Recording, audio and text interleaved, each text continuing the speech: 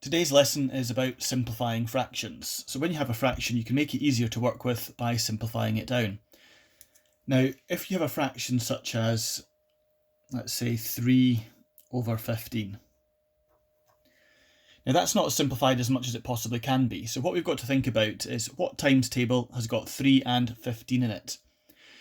So you can use your times table square to help you out. If you don't have one, you can just go on Google and just search for times table square or multiplication grid or something like that, and you'll be able to find one. So we're looking for a times table that has 3 and 15 in it. Well, they're both in the 3 times table. Now, because they're both in the 3 times table, we divide both the numerator and the denominator by 3. So then you think, how many 3's make 3? And that's just one of them. How many 3's make 15? It's 5. And that's as much as it can be simplified. So that is your answer. Next example, let's say we've got 14 over 20. Now, 14 and 20 are both in the 2 times table. So if we divide them both by 2, we'll get our answer. Now that can be done in just one step, but in the examples we're going to see in just a minute, you might have to take 2 or 3 steps to get, or even more than that, to get to your answer. So how many 2's make 14? 7 of them.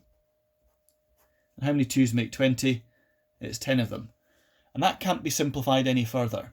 So that is our answer.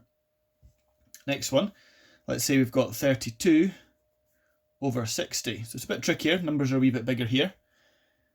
Now, those are both in the 2 times table, so I'm going to divide them both by 2 to start off with. So how many 2's make 32? Well, it's 16 of them. How many 2's make 60? 30 of them. So we get 16 over 30, but that's not our final answer. 16 and 30 can be simplified as well. Now, those are both in the 2 times table again.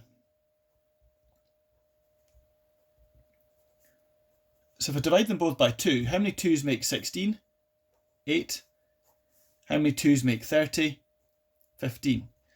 Now that's our final answer because 8 and 15 are not in the same times table as one another.